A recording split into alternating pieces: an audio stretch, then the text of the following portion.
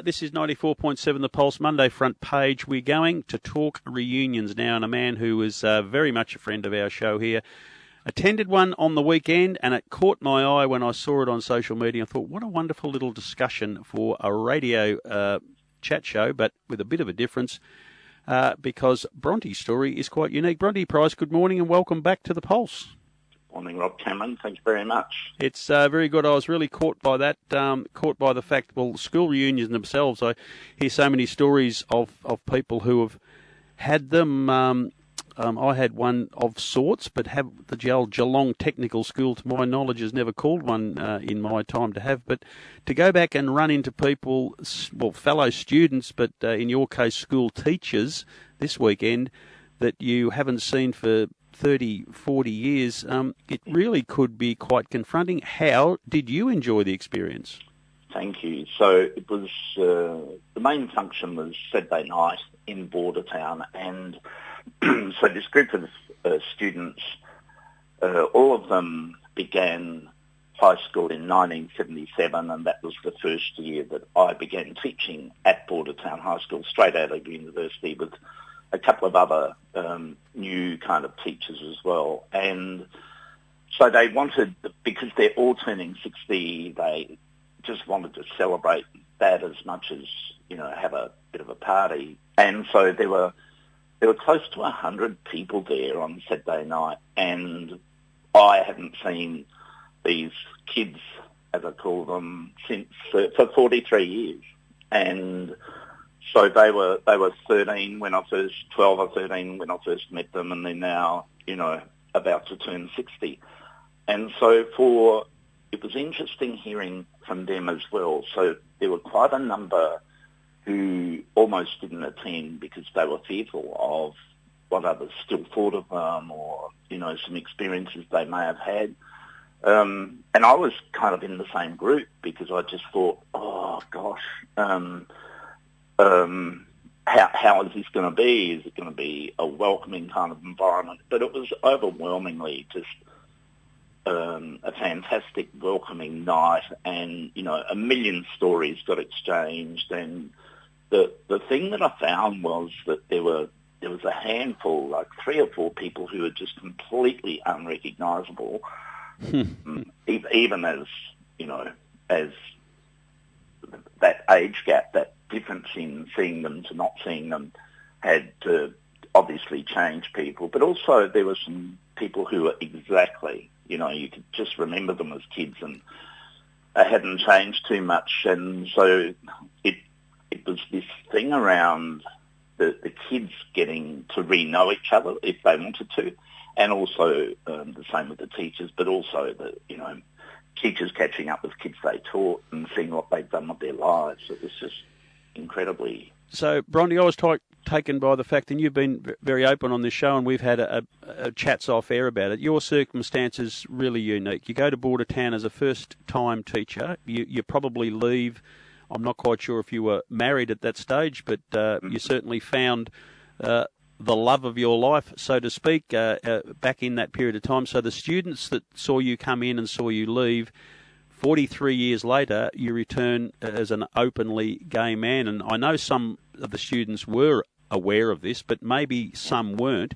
How did that experience go for you, but how did you sense it went for some of those students? Yeah, so there was still a handful of students who you could just tell, because I made a bit of a speech at the request of the organisers on behalf of the teachers, and I came out in that, obviously, and there was a story that I'll retell briefly in a moment about my welcome to Bordertown. But there was a small group, and you could just tell that the homophobia was still there. They'd have these little side conversations. You'd see them looking at you, and you knew the conversation was about you. And overwhelmingly, though, people were just really interested to see you and see what you've done with your life. And were you know, my hubby was meant to come with me, and for a series of his family circumstances, he just, in the end, he couldn't, which was a shame, but I know he would have been welcomed with open arms there. So the first Saturday night in Bordertown, I went to the local pub. It was actually the same place where the reunion was, and the same room, in fact. And long story short, I was shirt-fronted by a local big guy who still lives there, and he didn't like teachers, he didn't like school, and I didn't play footy. I played hockey and ended up coaching a couple of teams there, and so I get shirt-fronted. My shirt is ripped to shreds, like all the buttons off, and I'm laying on the floor having been slammed by this guy because he called me a expletive hockey poofter, and it was like, wow, this is my welcome. This is my first Saturday night in Bordertown, and on Monday I turn up to teach, and so that kind of, it told me in a very short time that you had to fit in, and so I came there as a 23-year-old straight out of uni. I was there for 5 years. I married in that time, and by the time we left, our first child was on the way. So it was an interesting kind of welcome. But overwhelmingly, the people there Saturday night just embraced the fact that I'm a gay guy. Bronte, that's really interesting and quite confronting, because of the fact that you were referred to as a poofter, probably because you played hockey, not because he thought you actually were a gay man. You and I have talked at length about your decision to hide from your reality and try and live a normal heterosexual life because that's what society expected. Was that moment even more paralysing and drove you more to want to fit in, as you said before? Yeah, you had to. So it was, and I talked the other night about this town being in a bit of a bubble, and I don't mean that in a derogatory sense. It was in a positive sense. Our towns, our communities, our suburbs, we all live in a kind of bubble in a way, and it was positive for us because for teachers we got a stable, secure, conservative kind of starting ground for being teachers, and it was a beautiful community in lots of ways. For the community, they got a group of young, energetic, passionate, knowledgeable, really, they had a good crop of teachers there.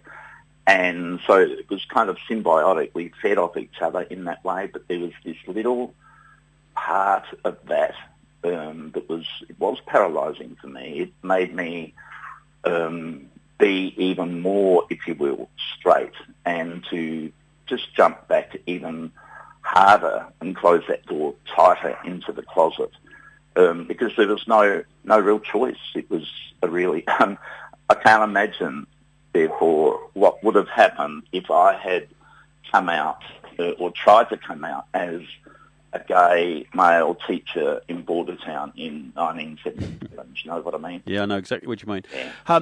We have a mutual friend in that district, and he was there on Saturday night, and hopefully he's listening this morning. Good morning, Michael, if you are. But he spoke of your time as a teacher, how you're a little unique. The conversations that you got going in the classroom, some found a little confronting, interesting. With the benefit of hindsight now, did you have any conversations with those aforementioned students on Saturday night that they said, thank you, we enjoyed it, it was interesting, it was life-changing, all of those experiences where I guess a school teacher wants to hear, because ultimately that's your purpose of being a teacher? And that's what happened on Saturday night. They'd remind me of stories I'd told, or of things we'd done, or excursions and camps and stuff we'd been on, and I'd forgotten some of them really quite completely, and others you just, I remember that, or incidents that happened in the school, not only incidents involving me, but perhaps incidents involving other teachers or other kids, and that was the fantastic thing about having a reunion. I think one of the and it was great seeing Michael for a while on Saturday night as well, and I think one of the things that I always tried to do as a teacher was to bring in real life stories. It's a very conservative place. In many ways, it still is, this town. And lots of those people were assumed they would go, quote, back on the farm. I never saw it as going back on the farm. But there was also this benefit if they didn't, I think, hear those stories and those real life experiences at school. I'm not sure where they ever would hear about them. Yeah. At other countries and other cities sort of stuff. I also found it, just because you hear various conversations and you got to know that, gee, there were, I met up with one of the organisers Friday night at the same pub, and there were 4 women around their table, and 3 of them that they were still like early 50s, these people, and 3 or 4 had lost their husbands. They died, and we knew that there were people who couldn't make the reunion, partly because some didn't want to, but also some were too ill, or some had died, and it was like, wow, the number of those people was kind of shocking. Many of us, I think. Yeah. Look, let's put aside all the aforementioned discussion we've had about your personal circumstances, but the concept of a school reunion, you've obviously been to a good one. Is it a good thing to go back and review and maybe catch up with some old friends? And as you said, the unrecognisable, that's quite common, I find. When you run into someone you haven't seen for a while, you would never have thought possible to get the same person. But there is potentially a lot of friendships that will be rekindled out of it. Absolutely the case. And I know that already that stuff is happening. And people just, life gets busy for people and people lose track of each other, and now can re-engage, especially through social media, I think. I think for all of us, it's an individual decision. It might depend on the year group, or it might depend on the timing of the reunion as to whether we'll go or not, who else is going to be there, have you got, someone you can talk to that night who's a bit of a support person for you. And I certainly had that the other night with a friend who came from Adelaide for that, and for the reunion, obviously. But also for some kids, school wasn't great, and maybe they were bullied, or they know that the bully or the bullies are going to be there as well. And, you'll decide in that case, if that was the case, I'm pretty sure I wouldn't go. Yeah. So it's an individual decision, I think. So a tick from you, would it be different if you were asked to go back to your school reunion and relive those teenage years that you had as a student, as opposed to this circumstance where you went there as a teacher to a reunion? Yeah, no. So about 15 years ago, I think, I helped organise a reunion back at my old school. And it was many, many years since we'd started school. And it was just affirming. And some of our teachers, came back, for goodness sake. And they were, at that time, they were in their 70s. So, these are old people now, and the old word was thrown around a fair bit the other night as well, in a joking manner. So absolutely, it was just fantastic to find out again who'd done what with their life and their career, and again some of those old friendships with people that you'd lost track of just reignited. And I think we gravitate at any reunion, just because it's safe to do so, you gravitate to the people that you remember really nicely, and there's some others that you'll maybe just steer clear of. I think sometimes reunions also, and it happened at another one where I kind of, after all these years, I just felt the need to confront this guy who'd been a real bully to me in middle school, so year 9, year 10, and I told him, he made me really unhappy, and I probably said in a few different words than that, but it was, schools can do such good things for kids and to kids, but they can also wreak some damage. Yeah, and definitely. For me to feel this need to tell this guy who lived locally in, my hometown, after all this time, my goodness, it was a bit cathartic to do it. Yeah. Hey, last question before we go. Did anyone surprise and or disappoint you of the students that you taught, that they've gone on to be something you didn't expect, or perhaps they underachieved? No. The thing that struck me was that how many had moved and away from this town, because, country towns, often a lot of the young people kind of stay around there, but just I was amazed by the fact that people had struck jobs in, say, the New South Wales government and now live in Leeton, New South Wales, or had gone into something completely different like alternative medicine, and so on and so on. It was just like, and of course, people are quite open about, I've been divorced 3 times, or there was no one there who I thought had underachieved. It was just the diversity of what these people had done, both of their jobs, careers, and their lives. It made your heart swell, really. And to think that you had, they come up and tell you these stories, and it was such a really, really nice night. It was 15 out of 10. And I'm sure many people who were there would say that. It was just such a great night.